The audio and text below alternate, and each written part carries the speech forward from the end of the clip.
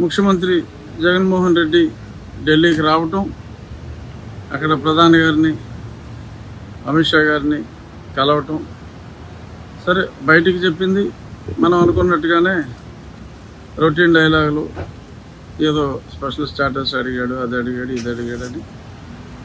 కానీ అక్కడ జరిగింది, నాకున్న సమాచారం, డిసెంబర్లో తెలంగాణతో పాటు ఎన్నికలకి వెళ్ళడానికి అనుమతి ఇవ్వండి అని చెప్పి అడగటం, అలాగే ఇంకా రొటీన్లు ఉంటాయి కదా, అవినాష్ రెడ్డి గారనో లేదంటే ఇంకొన్ని ఎన్డీఏలో జాయిన్ అవ్వాలని చాలా తీవ్రంగా ఊరుతున్నారు జగన్మోహన్ రెడ్డి అండ్ టీం.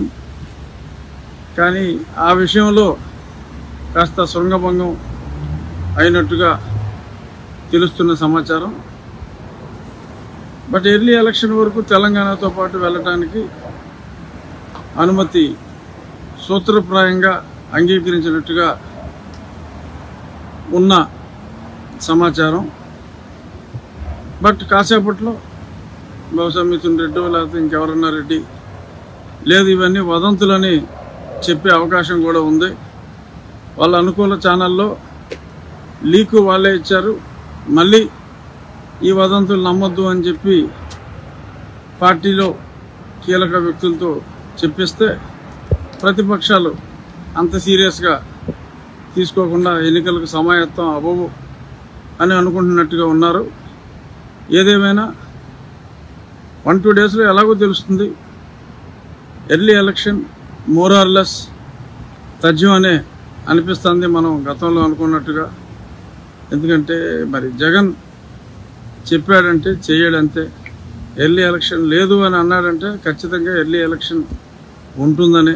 ఎందుకంటే నిజాల్ని అతి పొదుపుగా వాడే వ్యక్తుల్లో మా జగన్మోహన్ రెడ్డి గారు ఒకళ్ళు.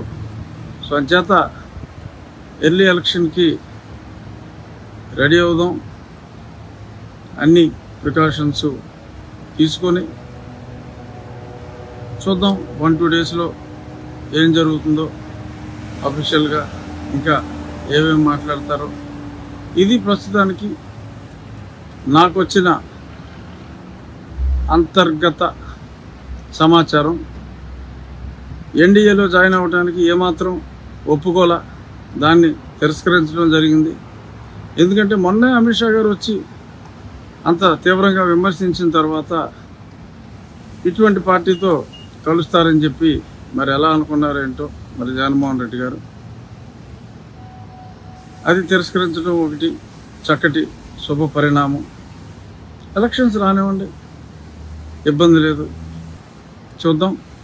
రేపటికి ఇంకా డీటెయిల్డ్గా ఓపెన్గానే ఈ సమాచారం బయటికి రావచ్చు.